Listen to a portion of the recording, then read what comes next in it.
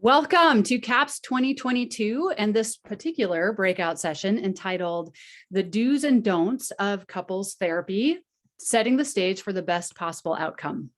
My name is Veronica Johnson, and I'm a clinical psychologist and co-owner of Envision Counseling Clinic, which I will say has 13 fantastic therapists there. Actually, there's 12 fantastic therapists and myself.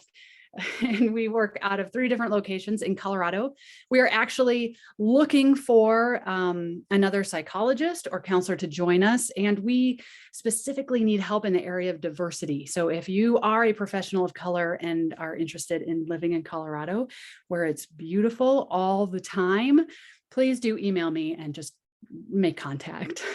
But back to what we're actually supposed to be talking about. During this presentation, you are able to interact with me, do via a virtual discussion via the chat feature. We hope that you'll take advantage of that opportunity and interact with me during this presentation. I'm also hopeful, I have been told that I can upload a PowerPoint file for you to follow along with as we go through this talk. So thank you for your attendance to this particular breakout session. I hope it won't disappoint. I have gone to breakout sessions and you sit down and they start to talk and you think, oh, I chose poorly. So I hope that this will be, the opposite of that for you. So this session is particularly for therapists who are either thinking about or beginning to work with couples, or therapists who have seen couples and have experienced that sweet taste of failure, and maybe even have thought about giving up on couples therapy in general. I won't be covering theory at all, not even an ounce of it. I will only be talking about very practical ways to set up the couple and yourself as a therapist for having a successful outcome. So couples therapy, marriage counseling, was the primary reason I entered into the field of counseling and psychology. I believe it was pivotal in my family of origin and the trajectory that that we took that has been very positive and connected. I also am convinced by a robust field of research that says that kids do better, spouses do better, workplaces do better, churches do, communities do better when marriage is solid. And I really do believe that there is a redemptive purpose in marriage. Despite all that, despite my conviction and my passion, I have really struggled with couples therapy over my 20 years in the field. When it is good, it is really, really good. And there's connection and warmth and all things wonderful. But when it is bad, it's horrid. And my nervous system just gets overwhelmed very, very quickly. So if you've done marital therapy or couples therapy, and I'm just going to interchange marital therapy and couples therapy. There is a difference if the couple isn't married, but for the purposes of this session, we're just going to go with whatever comes out of my mouth. But if you've done it, you know what I mean. If you're new to marital therapy, you'll get to learn from my mistakes because everything I'm telling you, I learned because I did it the wrong way first. And then I learned. So there's this really great sage of our current culture. His name is Jerry Seinfeld.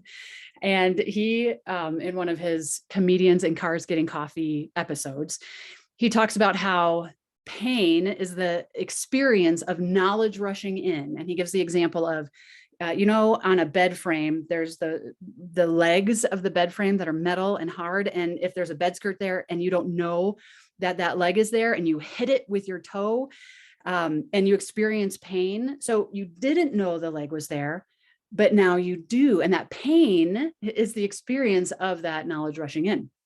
Let me give you an example in marriage counseling. So there was a time when a husband emailed me and said that he had decided to leave his wife and he needed to cancel all further sessions that we were going to do. And so I replied to the 2 of them with deep understanding, saying, I've taken them off the calendar, all of that, stupidly assuming that he had told his wife first at all. So he hadn't. I'll rush to the end of this story. And in essence, I was the one telling her that he wanted a divorce. So this was a bit of a mess, the experience of knowledge rushing in.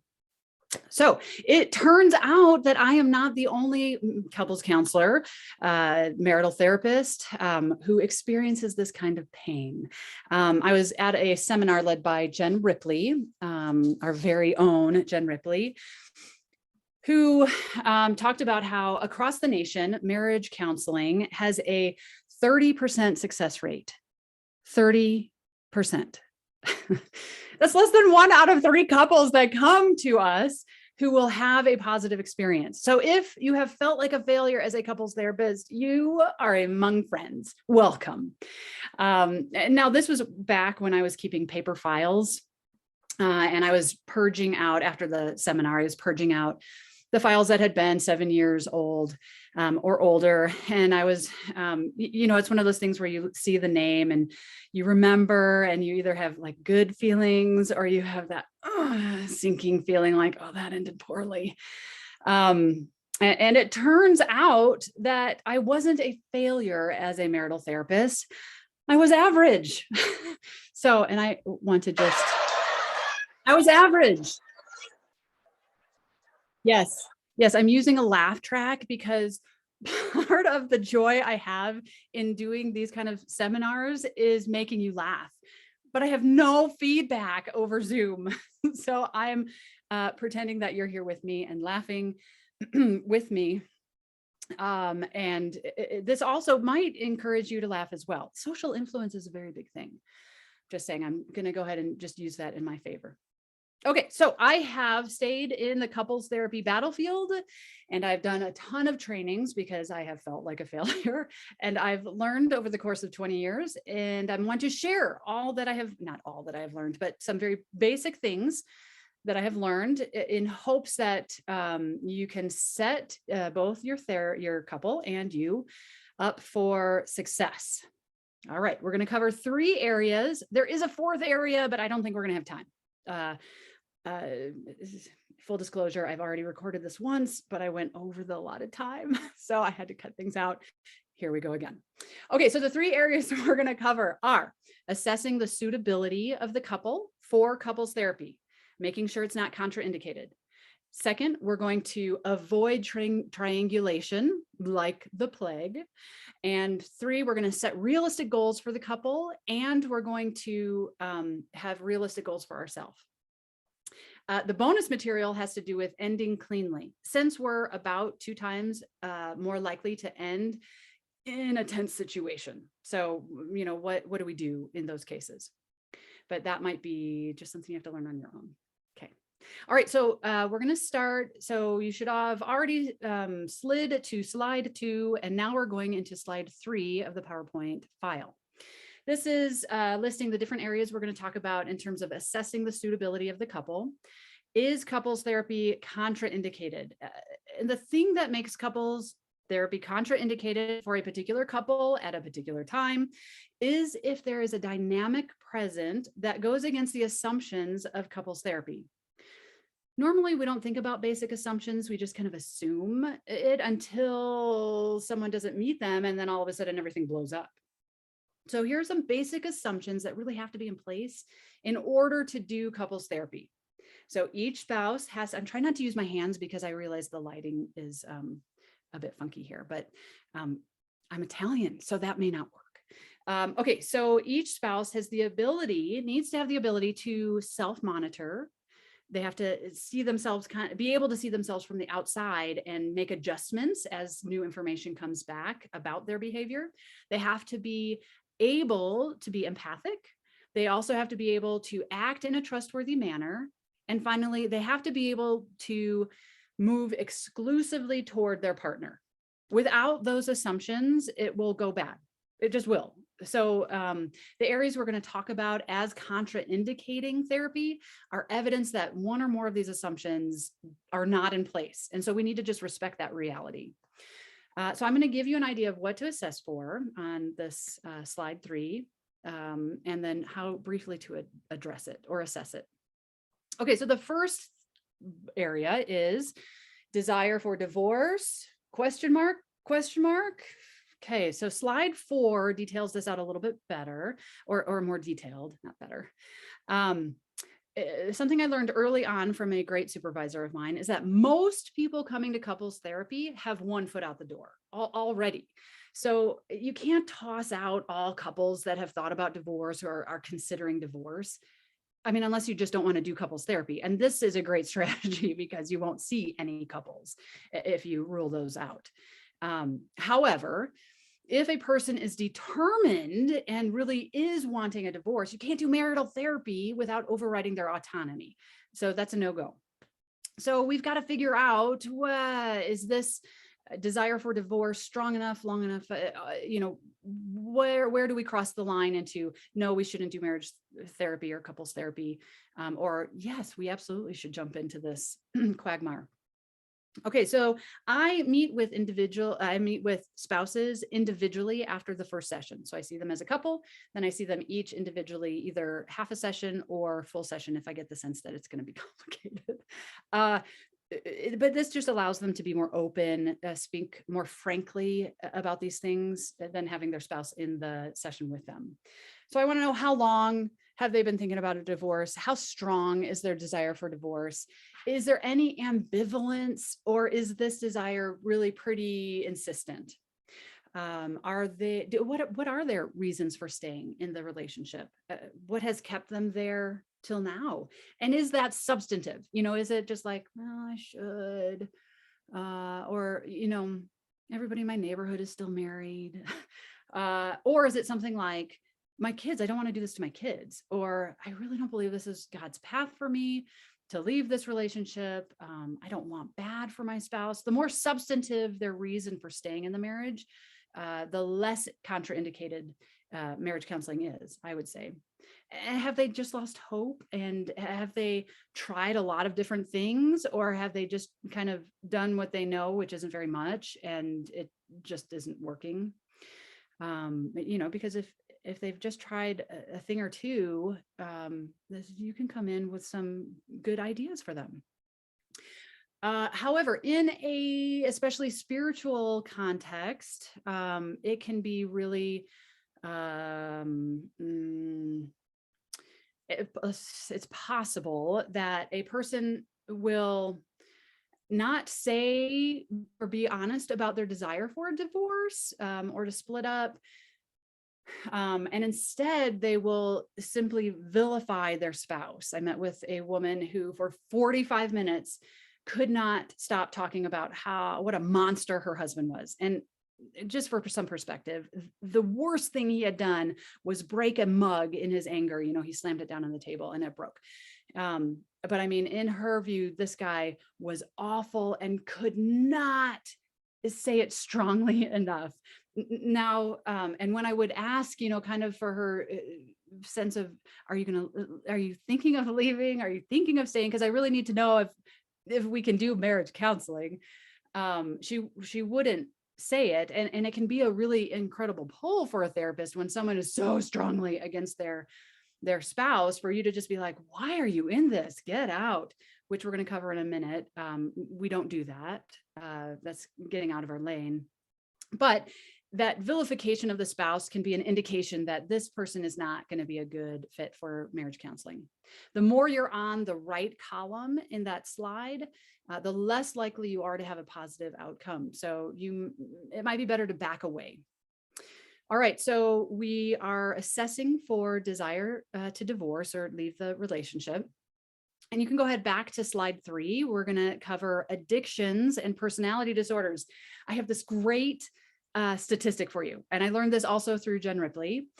When there is a serious addiction, active addiction in place, or a personality disorder, there is a 0% success rate in marriage counseling. So I love this statistic because it's clear. I mean, there's no chance of this ending well if there is a severe addiction or a personality disorder in place.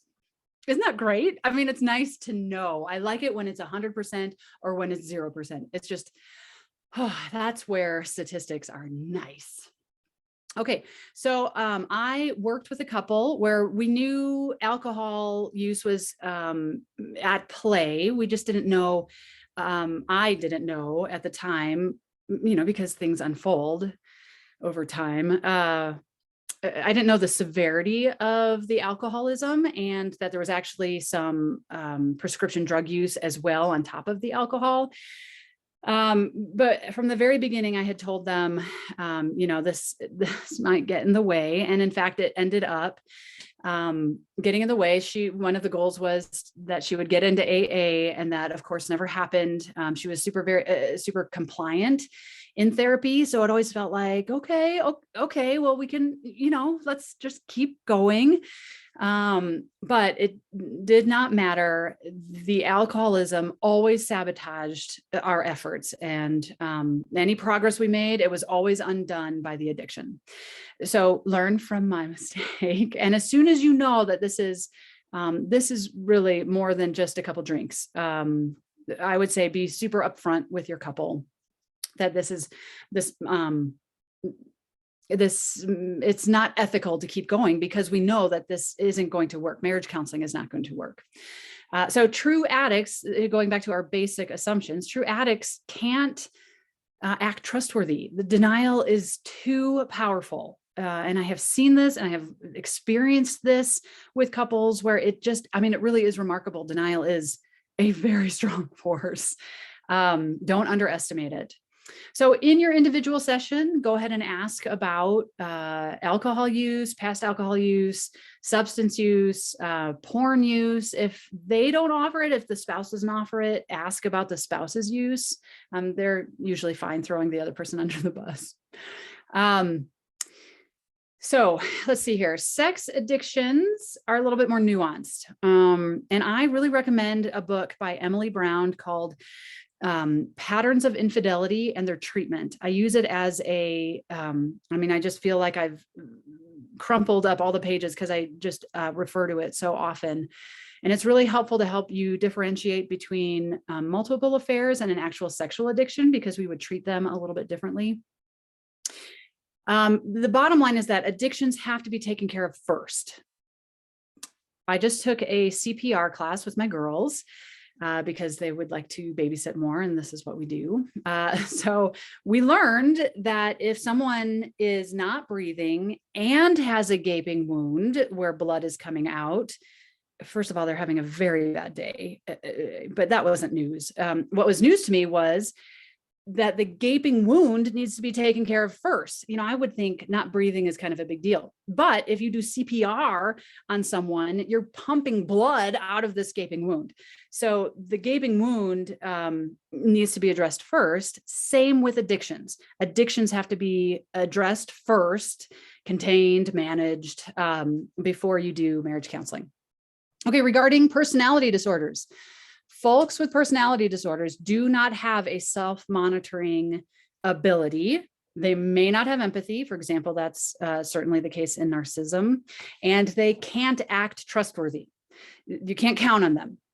So as much as I would like to think that we can catch these situations in the first session, it's not always the case. It is not uncommon, and this is very important, that characteristics of personality disorders come up in conflictual couples. Sue Johnson from EFT, the EFT approach, explains it as a reaction to the broken attachment. We all get a little self-preserving and a little crazy when the person we're connected to is threatened, or that connection is threatened. So it takes time to know if these characteristics are a function of what's happening, or if they're pervasive and inflexible, as is required for a personality disorder diagnosis. Now, sometimes it's clear. One of the more recent couples I assessed, the woman, sorry, I just laugh about this. The woman reported in my first session with her that she had I asked, what brings you here now? Oh, well, I was breaking into my bedroom because her husband had closed and locked the door on her, and I was breaking into it with a butcher knife, and my mom was in the the living room. And I was like, okay. And I mean, no really awareness that this was beyond normal limits. Even, I mean, we all freak out sometimes, but this was beyond even the normal limits of freak out response. So she did that. And then she also talked about how she slept with her husband's best friend after an argument. And then there was something else she did where I was like, okay, 3 strikes. This is very clear. If you have a very clear sense that there is a personality disorder going on, run, do not walk away from couples therapy, because it's clearly, it's not going to work. It's 0%. That's what you can bank on. All right, so we've got desire for divorce. We're backing away from severe addictions and personality disorders. We're also assessing emotional dysregulation. If they cannot hold their emotions, they will not be able to tolerate marriage therapy. They just won't. It's too flooding. They will blame their spouse. They're going to storm out of the office. They'll shut down and not be able to re-engage in therapy. So you want to be continually observing and assessing their skills. We ask in our intake, how do you handle hard emotions? Like disappointment, rejection. See what they say. Do they have reasonable coping skills? And also you're watching what happens in session. Do they always get swept up into the conflict, or can they, regulate, as it were? Can they separate a little bit from it? Can they calm themselves down? Just recently, I asked a wife, what she does in order to cope with hard emotions. And she's like, oh, I have a whole host of self-destructive behaviors I do, also numbing. And I laughed because I'm a fan of self-deprecating humor. But it turned out she wasn't joking. That wasn't self-deprecatory. That was honesty. So when we started talking about something difficult, and I mean, her husband didn't even respond. It was her feeling that he was feeling, and she went down and couldn't recover. So now we're taking a little break. And now that I know that this is an issue, emotional dysregulation, and not really having the coping skills to handle hard, we have to deal with that. And this can be done concurrently with couples therapy.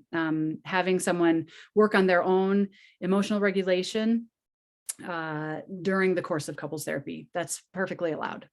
Some other tip-offs about emotional dysregulation. I had an intern, a supervisee who was describing a couple, and he said, the husband attempted suicide during the last time that they went to marriage counseling. And I was like, okay, so that's a good red flag that we want to proceed with caution, right? Because past behavior is the best predictor of future behavior.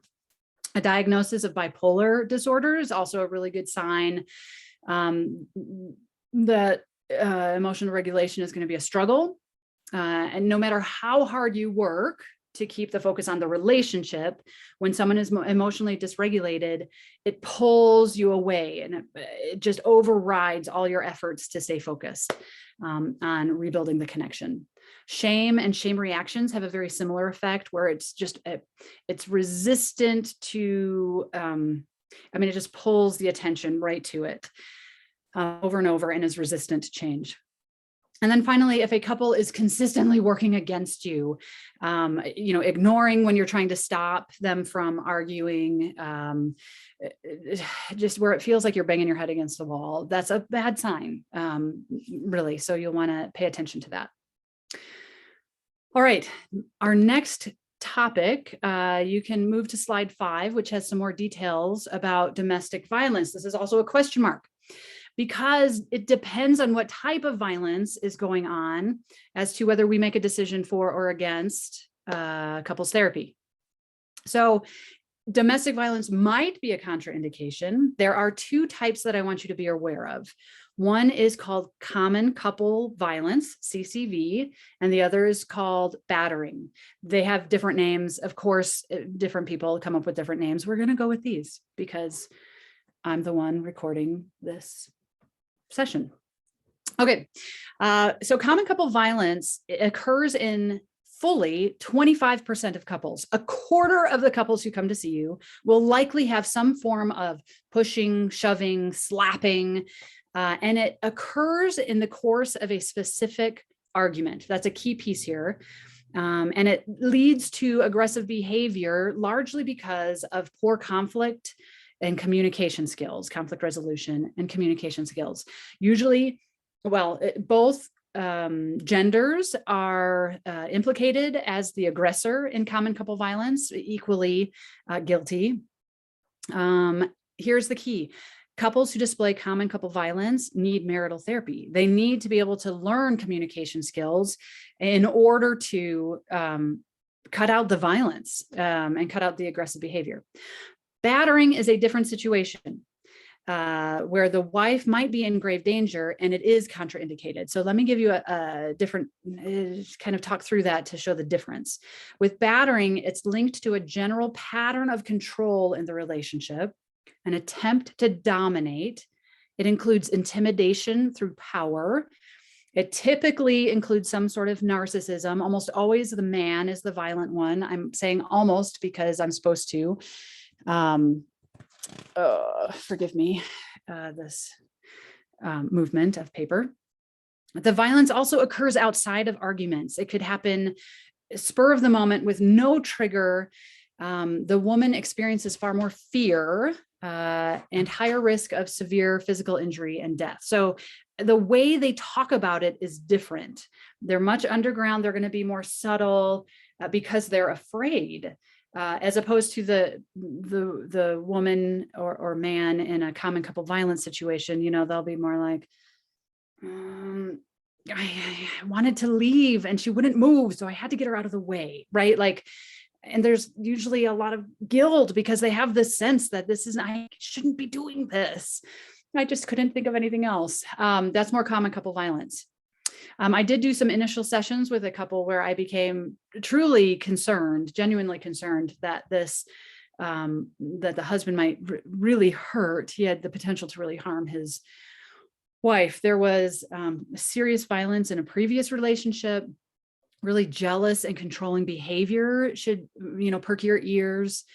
There was a lack of empathy on the husband's part. And it was an interesting entry into the relationship. It was very quick. And the woman admitted to being afraid of saying no to him, to marrying him. So, like, those are really big pieces.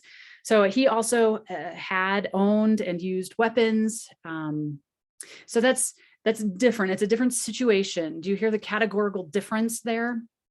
So marital therapy, again, with a couple that is at risk for battering, is contraindicated. You have to stop.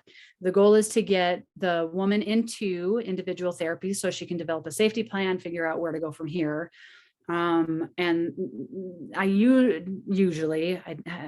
this doesn't happen that often, but I recommend the male go into therapy as well, usually for anger management stuff. All right. So domestic violence, we've covered that. Now we're covering if there is an active affair. So you can go back to our screen. I think it was screen 3 that detailed the areas we're assessing that would contraindicate therapy. If there's an active affair, you can't do therapy. When someone's in an affair and hasn't ended it, if they haven't decided between their spouse and an affair partner, you can't do the work. They're not able to exclusively move toward their partner. So that trust can't be built. You can't lead the non-affair offending spouse into deeper levels of trust when it's very possible this other spouse, the affair having spouse, very possibly may leave. So they really do, the person who has had the affair really does need to do individual therapy first to make that decision in order to enable marriage counseling to have any chance at all. There are differing opinions of this in the field. I have heard Esther Perel talk about, it might be needed for a therapist, marital therapist, might be needed to hold the nest together while that spouse is kind of figuring out what they want to do, which way they want to go. But based on my experience, which again, this is my workshop, it doesn't end well. So just go ahead and refer them on, I would say. And you can stay available as their couples therapist. I mean, what I like to say is, listen, we've already met. If you like how this is working, that's great. Once you've decided that, if you decide that the marriage is really where you want to put your energy, then give me a call again. But that's got to happen first with someone else. Something to note, that if you do refer to individual therapy and you're going to be doing concurrent marital therapy, I would say it's super important to get a release of information for the individual therapist. Here's why. We have cognitive biases where when we tell a story, we are always the hero.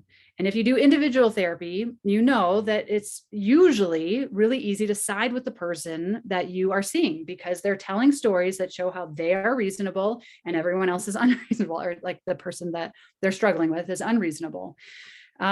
But you, as a marital therapist, a couples therapist, are able to give the individual therapist a fuller picture of what's going on. You might be able to say, listen, they've got some struggles with emotional dysregulation. In order for couples therapy to work, they really do need to increase their coping skills and figure out how to calm down. Right. Or, so you're going to give the individual therapist information that the client probably won't. Fair enough? All right. So I recommend that. If couples therapy is contraindicated, so you're not going to do it, but it's based on some of these issues, I want you to be sensitive about what you share. For myself, when I do an intake for couples therapy, I'm not doing a full diagnostic assessment, right? I'm kind of getting the lay of the land, seeing about different possibilities, but I don't know for sure if this person has a particular personality disorder, for example. I don't know for sure if they have a sexual addiction.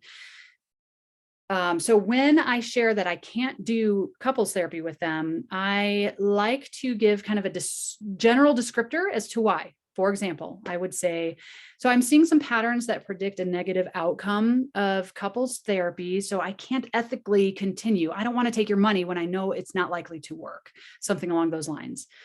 Or I might say something like, based on what I've learned from both of you, I don't feel confident in leading you to deeper levels of trust at this time. So that's in the case of where I know there's an affair, but that hasn't been disclosed to the other spouse. I'm not going to be the one that's disclosing that. I'm going to say, I can't lead you to trust each other more when I know that it's going to blow up, probably sooner rather than later. You can offer to share, they might have more questions about more specifics. You are welcome to share that, but I would say share just your concerns with the individual. So my gal who displayed some borderline personality characteristics, I shared some of those with her, and I said, this is predictive of a not good outcome in couples therapy. With a husband, I didn't share those same things with him. What I shared was some of the things I was seeing with him. He said he wanted to be in the marriage, but he wasn't communicating with his wife, understandably. Am I right? Hold on. Right. I'm saying I wouldn't either. Okay. I keep forgetting to use it. I don't want to forget. But for him, I'm talking about, you can't, if you really want this marriage to work, you can't keep avoiding her. And I would recommend clinical support, him having support, individual support, as he's working on his marriage. All right. So yeah, you'll want to just be careful about what you share. Don't feel like you've got to say, well, you have borderline personality disorder, if you didn't do a full assessment on that. All right, so this is our first section. If we can avoid doing therapy or trying therapy where we know it's not going to work or it's not likely to work, you're ahead of the game. We want to stick with couples that are more likely to have a positive outcome and pour our energy into them. Finding out if the couple is suitable is the first job, but at the same time, you're also going to be wanting to avoid triangulation from the very beginning. Triangulation. So this is slide 6. You can move to that one. Triangulation. What is triangulation? Let me give you the definition. When a third person is drawn into a conflictual relationship in an attempt to ease tension. Let me read that again. When a third person is drawn into a conflictual relationship in an attempt to ease tension. That is the very definition of marital therapist. I know, right? Right. So I don't have a fade out. It really is abrupt. Anyway, so you are in a triangle, whether you like it or not, as a marital therapist. Okay, so I was kind of teasing you with the idea of avoiding triangulation, but what we want is to keep the triangle as equilateral as possible.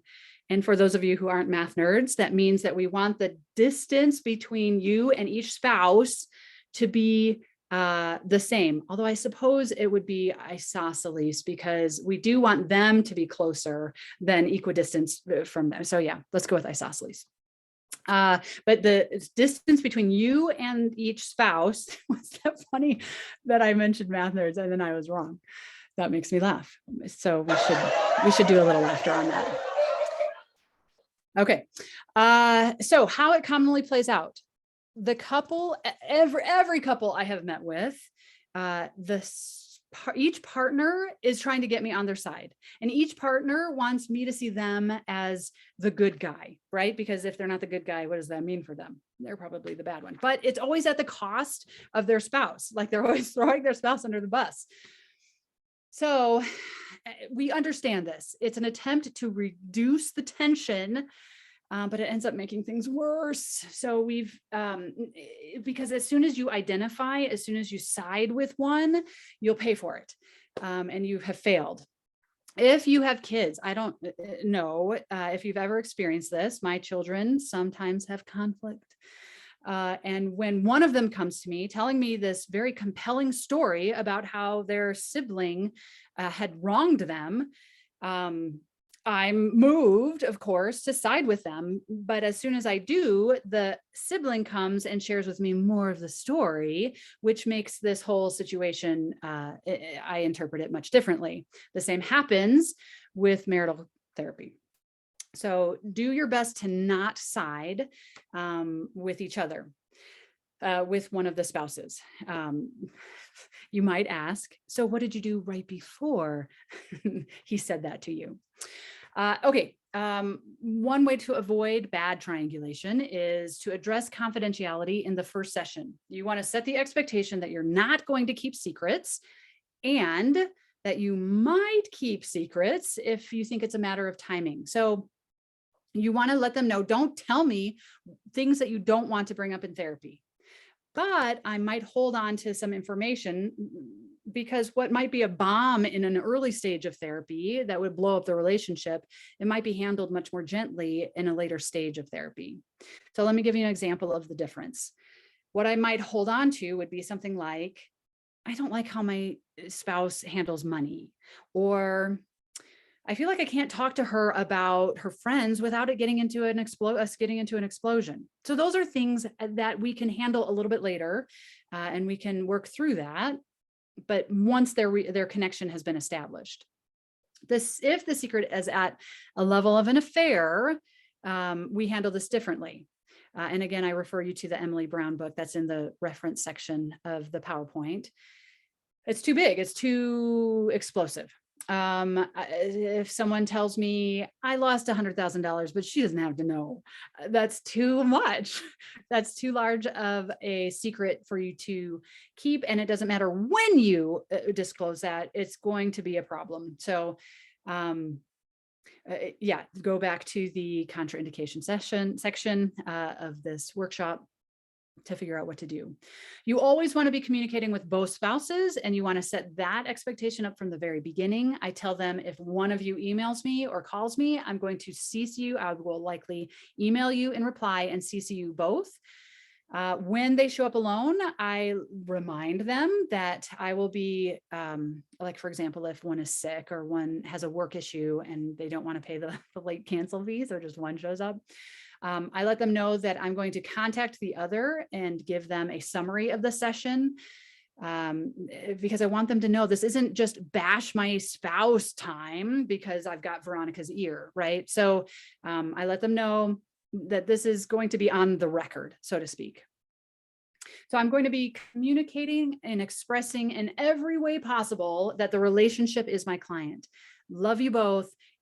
But you each individually aren't my main focus. It's the connection that's my client, and that has been broken and we're trying to repair. So I tell them in the very first session, there's good news and bad news with couples counseling. The good news is that it's not your fault, or it's not your fault. One person isn't the bad guy here. And then I say, the bad news is it's both your fault because it's this way that you're relating, this dance that you're in, that is causing the problem. And that's what we'll be focused on, the dance.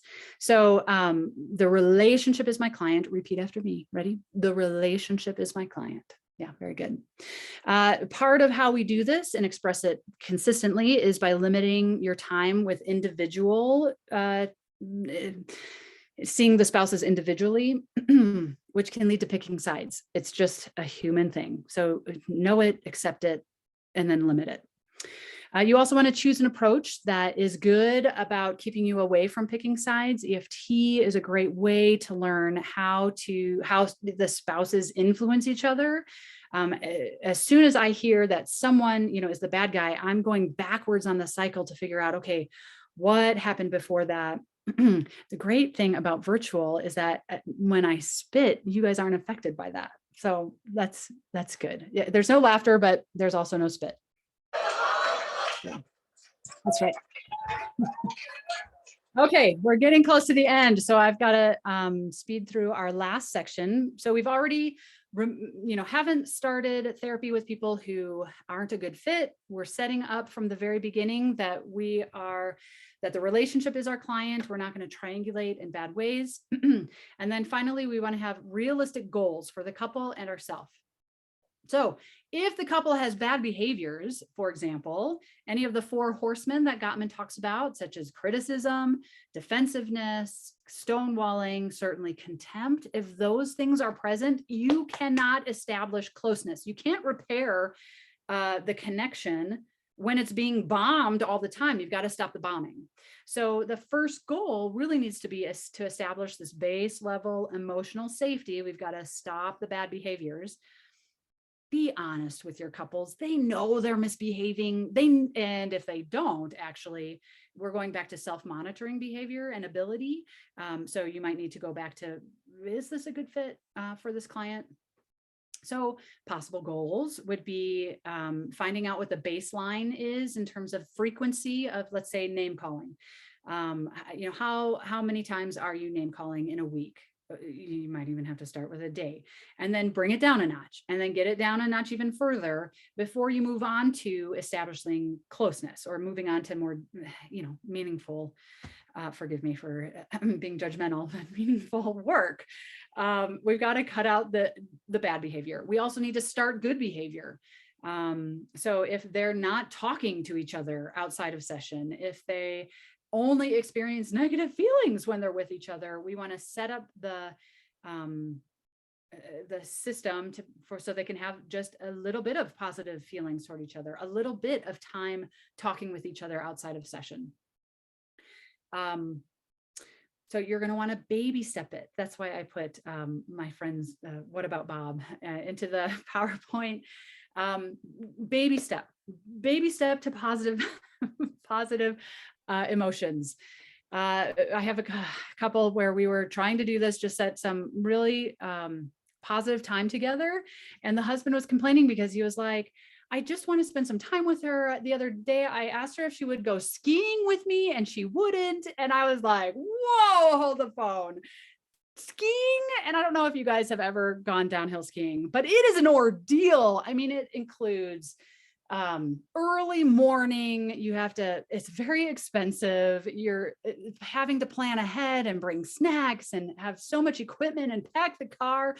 You drive 2 hours from where we live into the mountains through traffic. You have to find a parking space. There's the stress that there might not be parking. They might also be full given this. I mean, it's just, and that's before you even get to the slopes, when you're exhausted and freezing and there might be snow and ice blowing at you. I mean, it sounds fun, but the potential for disaster is huge. So I was like, okay, here's what I have in mind. Like 15 minutes together. Like, have a cup of coffee and ask how you're doing. Set the stage really low for them. They have no idea really what the bar is, especially for our high achieving clients. They want the moon. They can't have the moon yet, not yet. We need to establish something smaller first. And as they meet those very small goals, like having 15 minutes where they didn't fight, oh my gosh, we praise them. That's so wonderful. I actually give gold stars to my clients. They're little stickers. They were super cheap on Amazon. I highly recommend them. My couples, they love it. And when else do we get praised for doing something good in our relationships? It's not often. So I think it's worth the investment. Okay, so also in terms of realistic goals, we want to promote humility and understanding.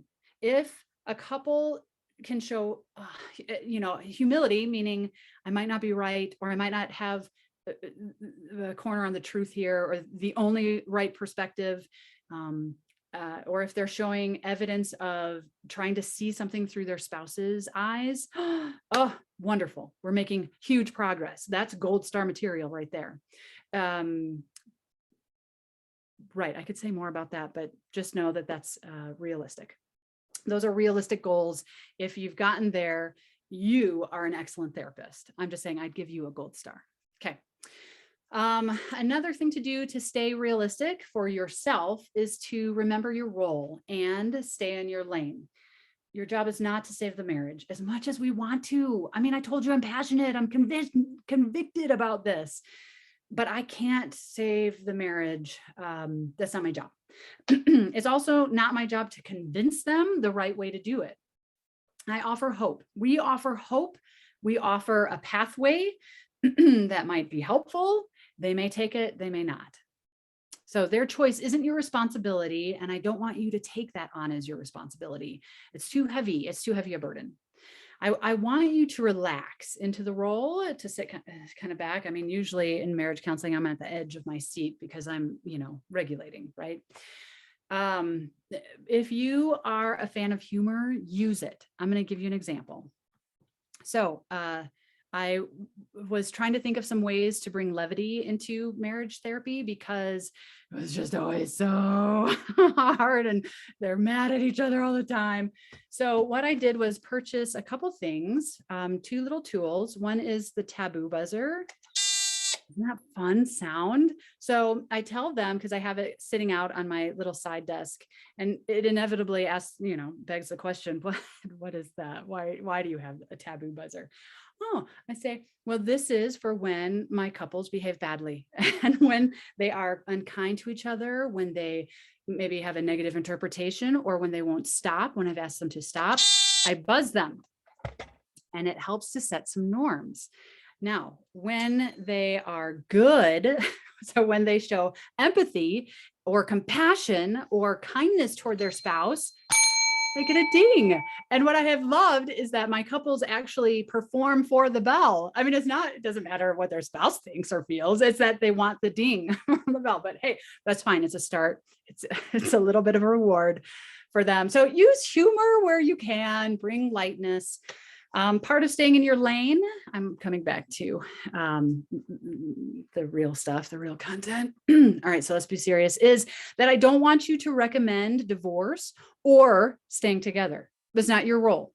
The couple needs to make that decision, and it's not our call. So you can observe difficulties, but you're not making the conclusion.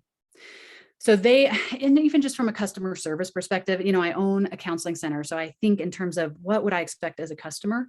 And if I'm coming for marital therapy, I want my counselor to help me in my marriage. I don't want them to tell me that I should give up. That's not what I want.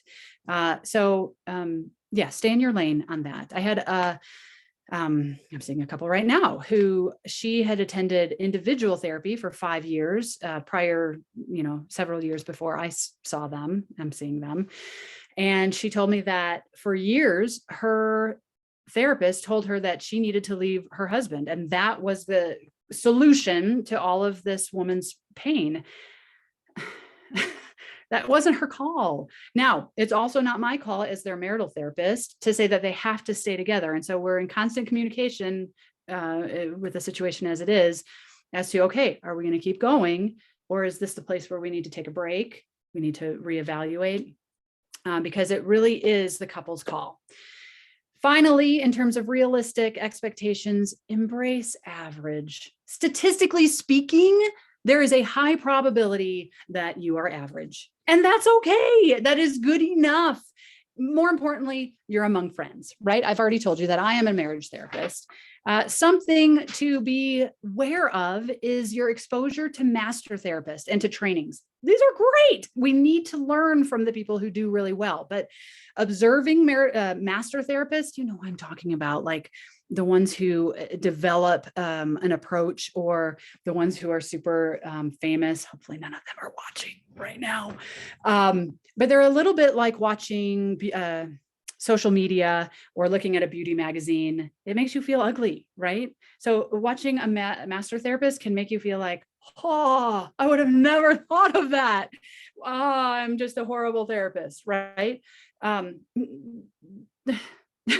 There's only a very small percentage of people who will be master therapists. If that's not you, that's okay. Embrace average. Average is really underrated. So have realistic expectations of yourself and the process. And spend more time with people who are also average. That's what I'd say. So we've ruled out couples that shouldn't be in couple therapy. We are avoiding bad triangulation from the beginning and along the way. And we're setting realistic goals for the couple, praising them as they meet those realistic goals. And we're setting realistic goals for yourself as well. Now, the bonus material, which we are not going to get to because I'm at the end of my time, and I'm not going to record this again. So you can look at slide 8 on how to end as cleanly as possible. Have fun with that. But in the end, and you can go to, I think it's slide 7. I didn't write this one down. What I want to communicate to you through Aragorn, one of my favorite characters of all filmdom, is that there's always hope. There is always hope. Even if you stay average, like myself, and you are helping 30% of the couples who come to you, you are helping 30% of the couples that come to you, 30% of the kids that you have influence over, 30% of work settings of the people who come to you. It is worth it. It's worth it. So I am hoping that these ideas will help you reduce the amount of unnecessary pain that you have to go through as a couples therapist and lengthen your career in this area. I really want to retire. So this is a little bit selfish that I want you in the field taking care of these couples that I really care about. It's an extremely important area of work. It's extremely important. So stay in the game, get back up on the horse. Just keep swimming, whatever metaphor works for you. Hang in there and Godspeed.